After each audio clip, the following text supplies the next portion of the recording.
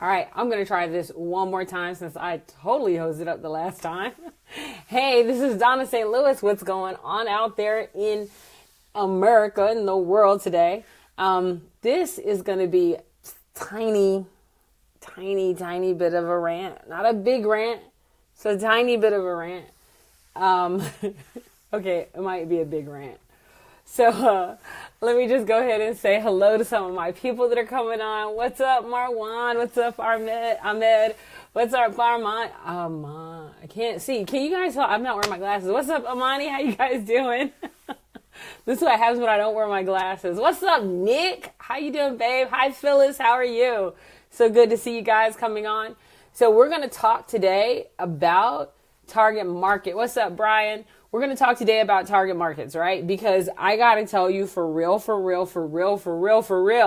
if I get one more entrepreneur that walks up to me and tells me why they are broke asses, and then I say the following question, who is your target market?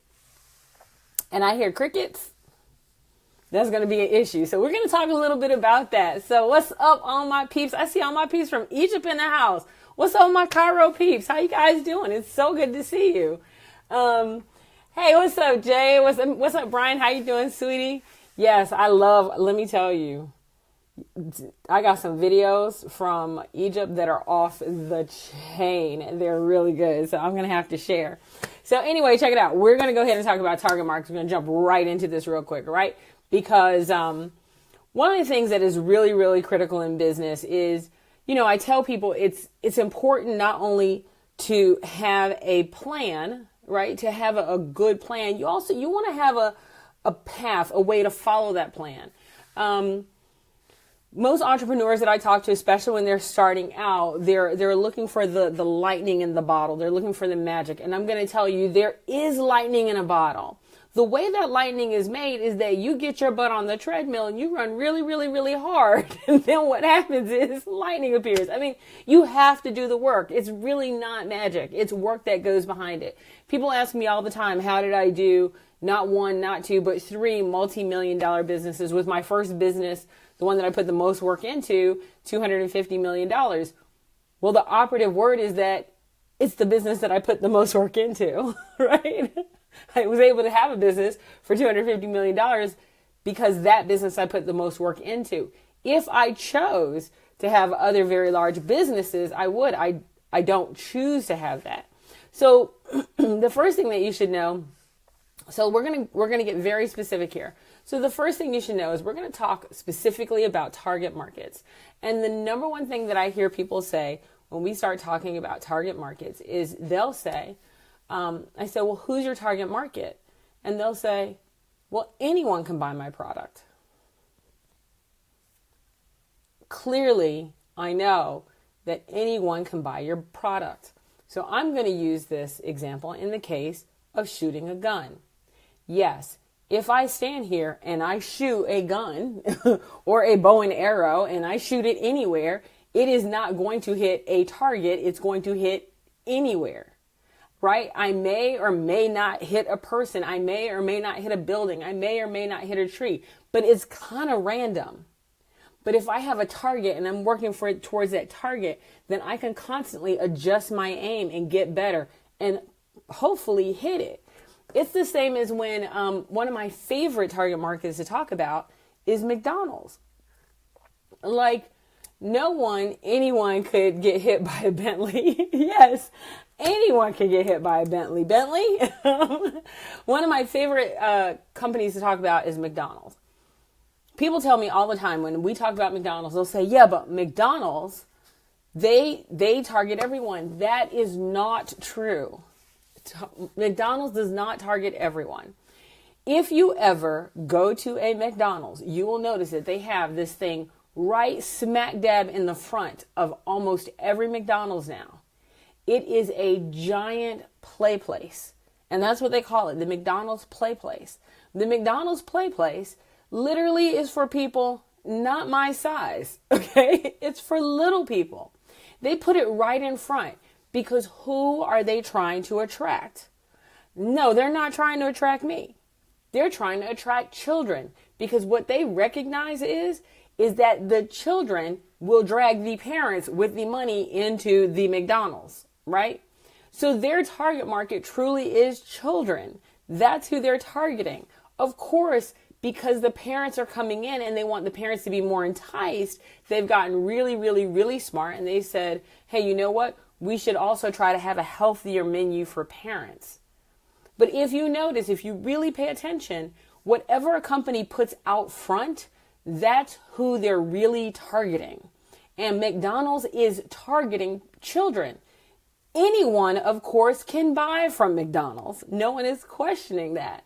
But when they start talking about their advertising dollars, when they start talking about who they're going after, they're talking about children. Most McDonald's commercials are played, by the way, during Saturday morning cartoons and when children get away from school. Why? Because that's when kids are watching.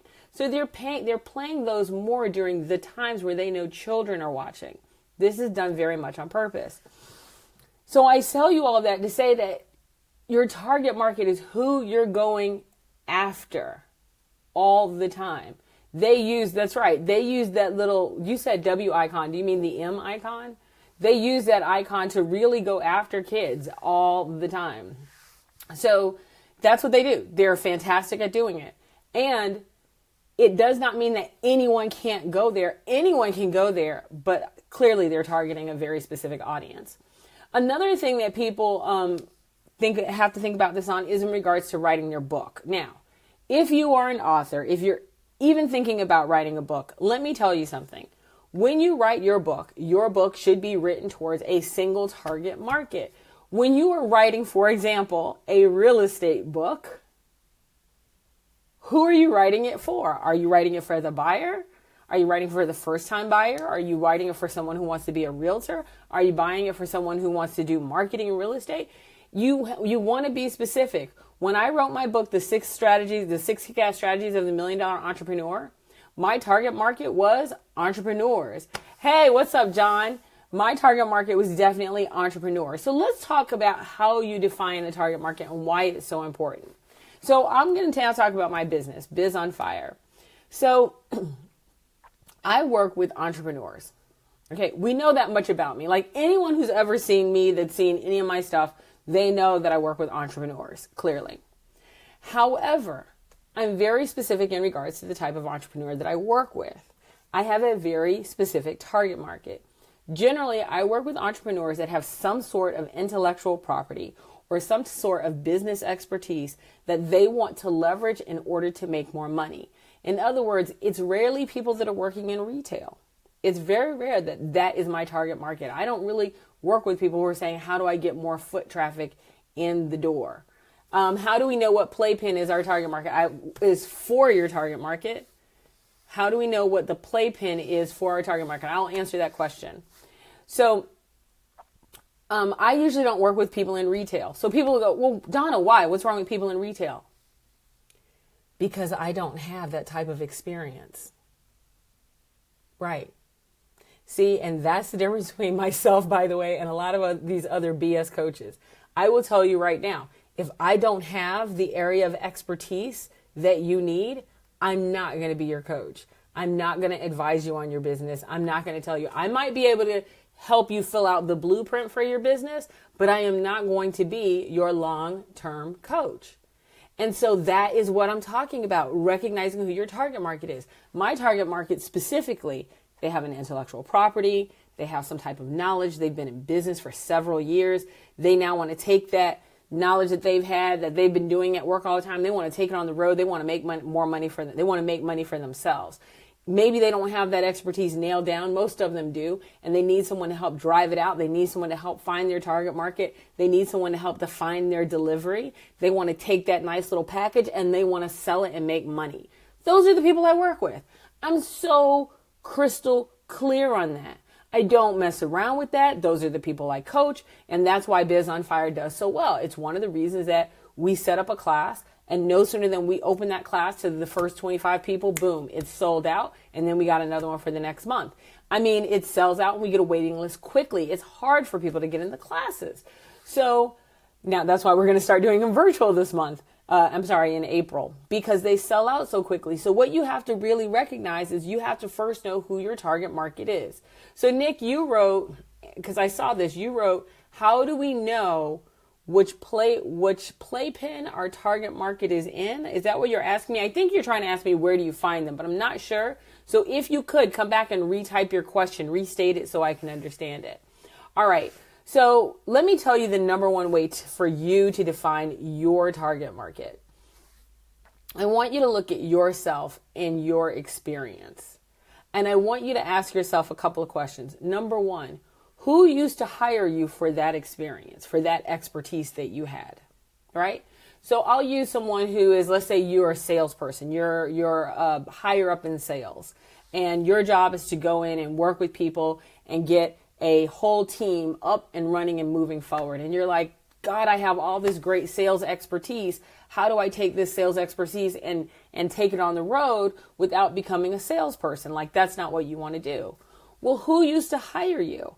Because the thing is, a lot of smaller companies now will go back and hire someone like you to come and consult with them. Maybe they can't afford a 40-hour-a-week sales director, right? Maybe they can't afford that, but maybe they can afford, hey, what if you worked with our company for 6 hours a week and you defined very specifically what you were going to give the smaller company for 6 hours a week? You know, you get a few of those, you're now making more money than you did in sales ever. So that's one way. So Nick wrote, once the market is defined, once our target market is defined, how do we invest in the things that entice them? Oh my gosh, this is a great question. So the first thing is that your marketing should be about attraction and not necessarily promotion. I think people do entirely too much promoting, right? So I always say that your best client, your best buyer is a smart buyer.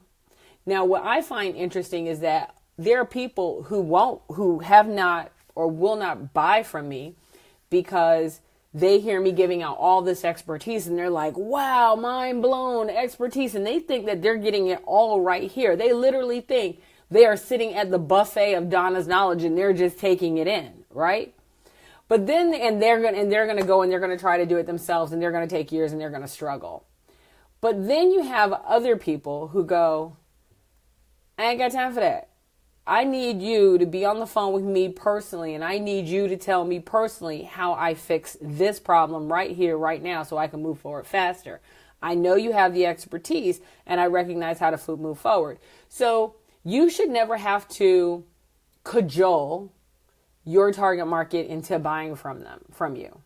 If you are spending time on the convince side of the bell curve, you are wasting your time.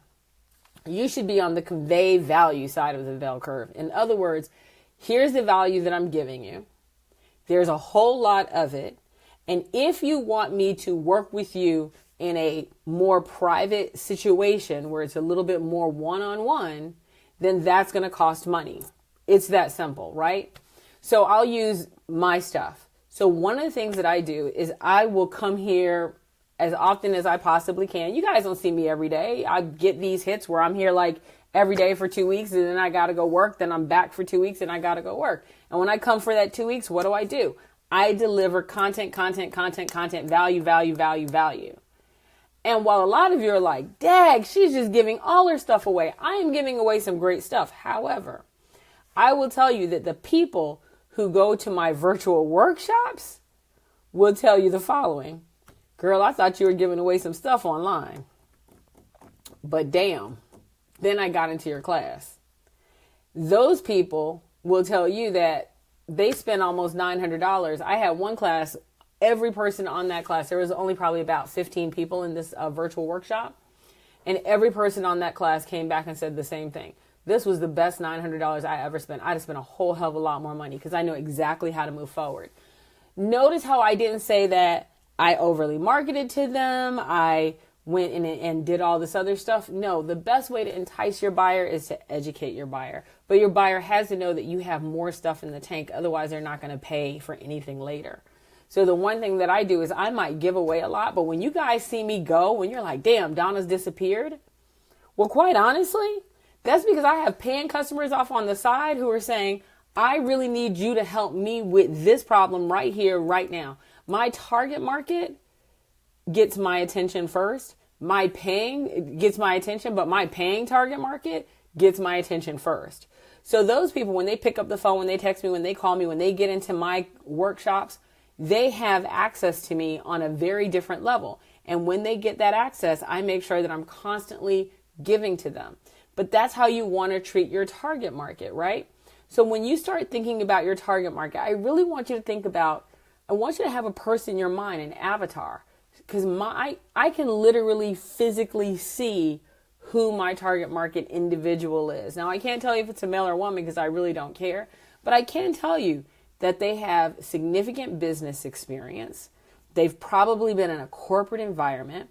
They have expertise. They have expertise in a very specific area. They've been successful in their business. They've been a person who's been able to transfer their knowledge to other people for those other people to also be successful.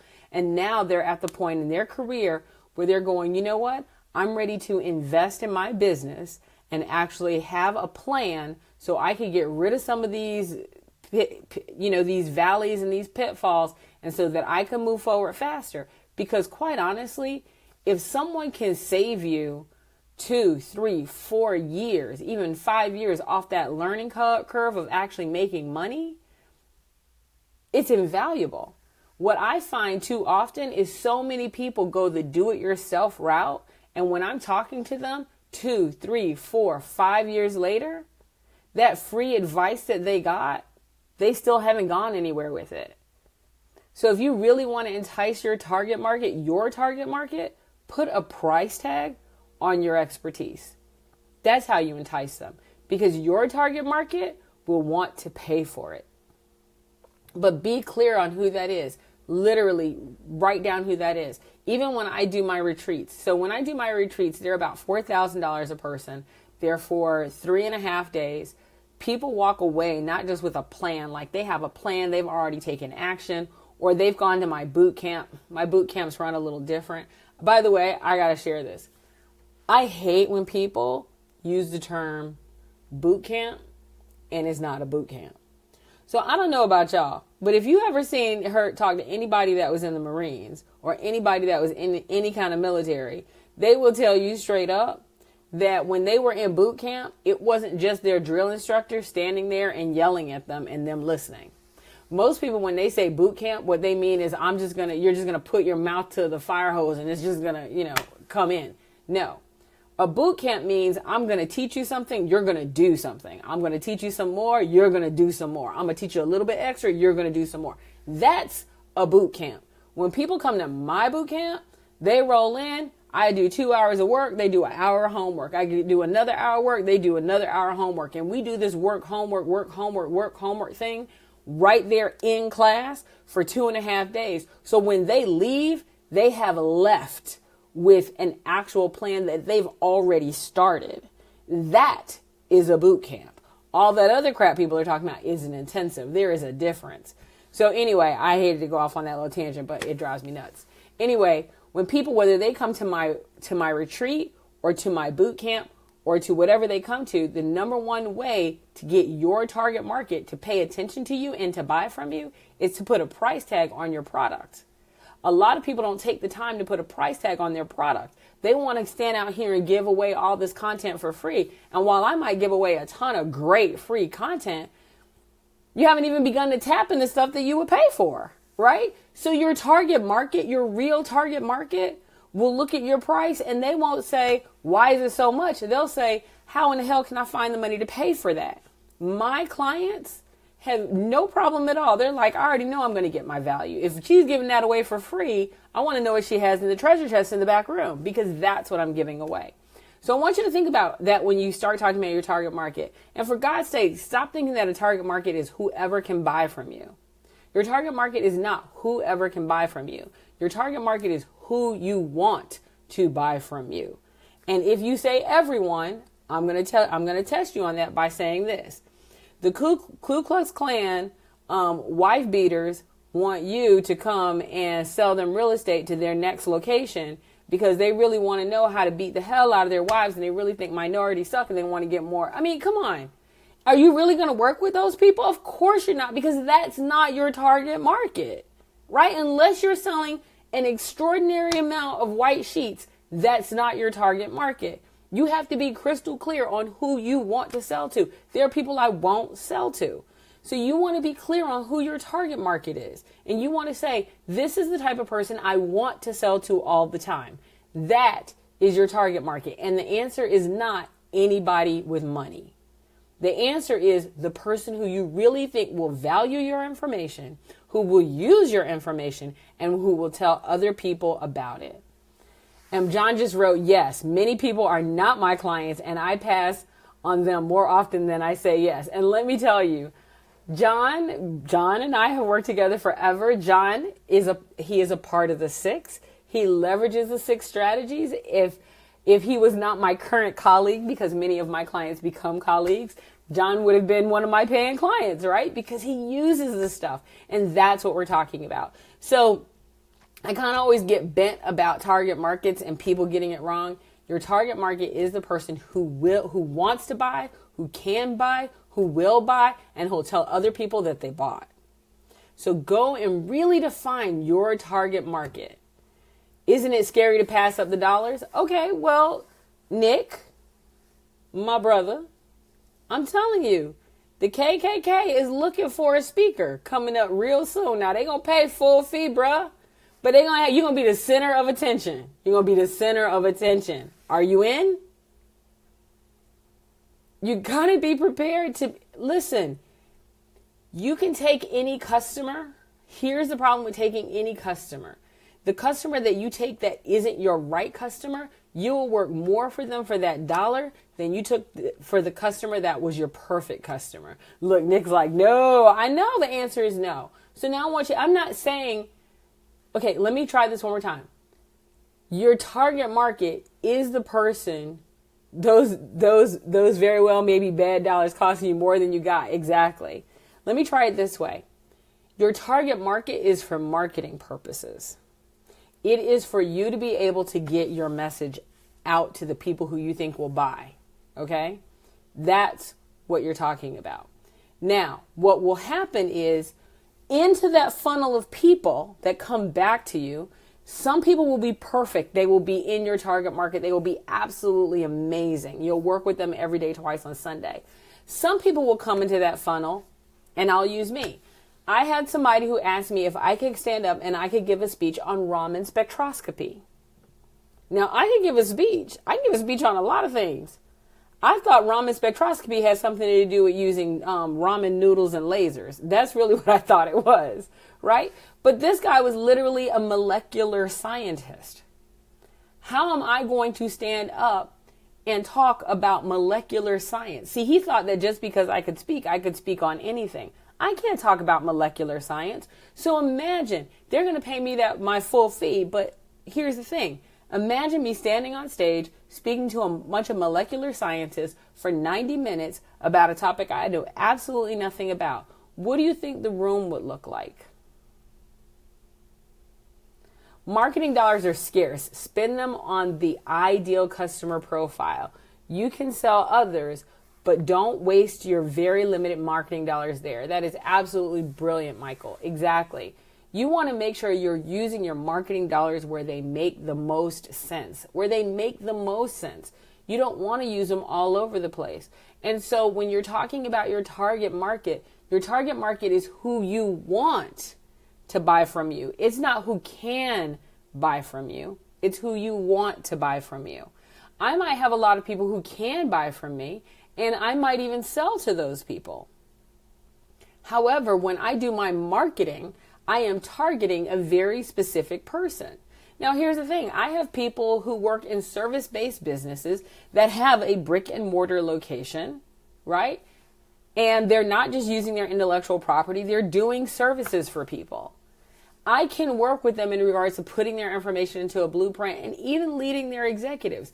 But when I sit down and I start doing my marketing or I start talking to my social media people, I'm not talking to them. That's right. As I say this all the time, John just repeated it. Stop chasing the dollar and the dollar will chase you. And how do you make the dollar chase you? Educate your buyer. Notice that I didn't say educate everyone. Who is the person you want to buy from you? Educate them. Educate them first. Educate them often. They will buy from you. That's it. That's who you want to go to. So anyway, I just wanted to give you guys some heads up on target markets. I have people asking me about them all the time. And if you have a specific question that you want me to ask you, don't worry. I won't call you out if you don't want to. You can send me a private message and say, Dawnna, please don't tell everybody I said this. It's fine. I'll make up a name. But send me your question if you have a question. Also, keep in mind that I'm getting ready to do this, I don't know if Jessica and I have come up with a name yet, but it's like a Shark Tank thing. And we're actually going to be giving away some very free coaching hours for people who submit an application and basically compete. You're going to get very specific, spontaneous, on-the-spot feedback. So it's hot seat type of stuff. And it's going to be for entrepreneurs. So it's coming up. It's coming up quickly, as well as I'm going to be telling you guys about the virtual webinars, because my live seminars, they are selling out really quickly. So I'm going to start doing some of these virtually. The last one that we did last month was amazing. I had 8 people. I don't even know, it was more than 8 people. I had a bunch of people that went through that. And I mean, every one of them, without me even asking, came back and was just like, oh my God, I got a plan. I got a direction. I know where to go. I know exactly what to do. I am good to go. And it's awesome. So thank you. Michael said it was 11. So it's one of those things that it just works. So if you want direction for your if you have this great idea and you want to turn it into a business success story, look out, because coming up in, I think I'm lying. It's not going to be in April. It's going to be in May. It's going to start in May. So coming up in May, we're going to start doing the virtual classes. They are still private classes. They are still limited to a certain number of people. There's 8 classes. They are boot camp like. They meet an hour and a half twice a week, and they get you going fast on your business. And that is the lowest price thing that I have to offer for people who want to get their business in a blueprint. Anyway, that's all I got. I got to run because it's almost dinner time and I haven't cooked and I want to eat. And, I'm in the Northeast. And so now I'm trying to cook and eat every day and eat every day. What is that about? Anyway, I'll talk to you guys tomorrow because I'm sure that somebody's going to have a question. Make sure you send me the question that you want me to answer tomorrow, and I'll make sure that I get up there and answer for you guys. I'll talk to you later. Bye.